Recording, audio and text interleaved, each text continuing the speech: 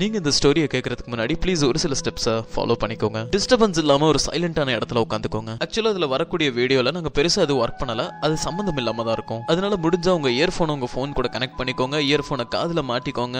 என்னோட இந்த வாய்ஸை ஃபீல் பண்ணி ஆடியோல ஃபுல்லா கான்சென்ட்ரேட் பண்ணுங்க. ஓகே, ஸ்டார்ட் பண்ணலாமா? Close your eyes, take a deep breath, let's கோ.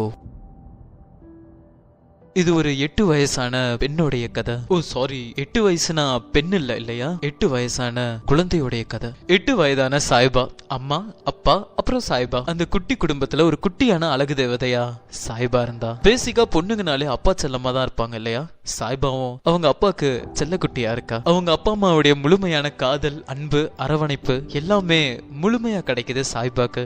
ஜாலியான நாட்கள், ஹாப்பியான தருணம், ஒரு நார்மலான லைஃப சாய்பாவும் வாழ்றா. ஆனா வாழ்க்கையில நம்ம இந்த அளவுக்கு சந்தோஷமா இருந்தா அது யாருக்குன்னு படும் தெரியல, அந்த வாழ்க்கைய நம்மளைய புரட்டி போட்டுரும். அந்த மாதிரிதான் அந்த 8 வயசு குழந்தைக்கும் நடக்குது. ஒரு நாள் சாய்பா எப்பயும் போல ஸ்கூலுக்கு எல்லாம் போயிட்டு ரிட்டர்ன் வீட்டுக்கு வரும்போது அவங்க வீட்டு முன்னாடி ஒரே கூட்டமா இருக்கு. என்ன நம்ம வீட்டுக்கு முன்னாடி ஒரே கூட்டமா இருக்குன்ட்டு வேக வேகமா போய் அவங்க வீட்டுக்கு போறா. அன்னைக்கு நடந்த ஒரு கார் ஆக்சிடென்ட்ல சாய்பாவுடைய அப்பாவும் அம்மாவும் செத்து போய் அவ கண்ணு முன்னாடியே கிடக்குறாங்க. இத பார்த்த சாய்பா அவங்க அப்பா அம்மாவுடைய பிணத்தை கட்டி பிடிச்சிட்டு அழுகிறா. அப்பாவும் செல்லக்குட்டி வந்திருக்கேன் பாருப்பா, அம்மாவும் சண்டைக்காரி வந்திருக்கேன் பாருமான்னு கதறி கதறி அழுகிறா. 2 நாளைக்கு முன்னாடி தான் அப்பா அம்மாவுடைய செல்ல குட்டியா இருந்த சாய்பா இப்ப இந்த தெரியாத உலகத்துல அறியாத மக்கள் முன்னாடி புரியாத புதிரா நின்னுட்டு இருந்தா. அவளை பாதுகாப்பா பாத்துக்க வேண்டிய வயசுல, அவ கைய பிடிச்சிட்டு நடக்க வேண்டிய வயசுல அவங்க அப்பா அம்மா இவருடைய கைய விட்டுட்டு போயிடுறாங்க. அந்த நேரத்துல சாய்பாவுடைய கைய அவங்க அப்பாவுடைய தங்கை, அதாவது சாய்பாவுடைய அத்தை, சாய்பாவை கூட்டிட்டு போய் நான் என் பிள்ளைய வளர்த்திக்கிறேன்ட்டு எல்லா குடும்பத்தார் முன்னாடியும் சாய்பாவை கூட்டிட்டு போயிடுறாங்க. தான் அத்தை வீட்டுக்கு போன சாய்பாக்கு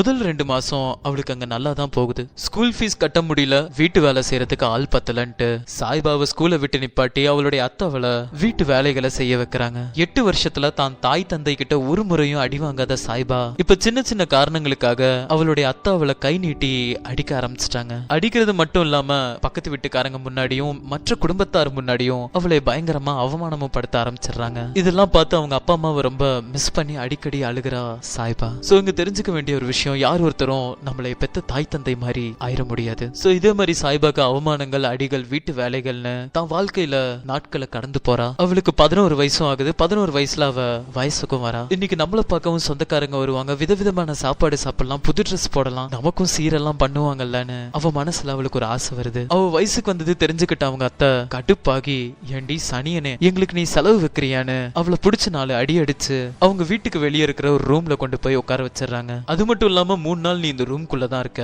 3 நாள் முடிச்சுட்டு பின்வாசல் வழியா போய் வெளியே இருக்கிற பாத்ரூம்ல குளிச்சுட்டு வீட்டுக்குள்ள வந்து இருக்கிற வேலையை பாருன்னு அவளை அந்த ரூம்குள்ள போட்டு அடைச்சிடுறாங்க. அழுதுட்டே அந்த ரூம்குள்ள அவ அந்த 3 நாட்களையும் கடத்திடுறா. சோ கைஸ், இந்த ஸ்டோரி ஆஃப் சாய்பாவுடைய நெக்ஸ்ட் பார்ட் நாங்க நாளைக்கு இந்த யூடியூப் சேனல் அப்லோட் பண்றோம். அதனால எங்க சேனலை நீங்க சப்ஸ்கிரைப் பண்ணிக்கோங்க. அதனால அடுத்த பார்ட் நீங்க உடனே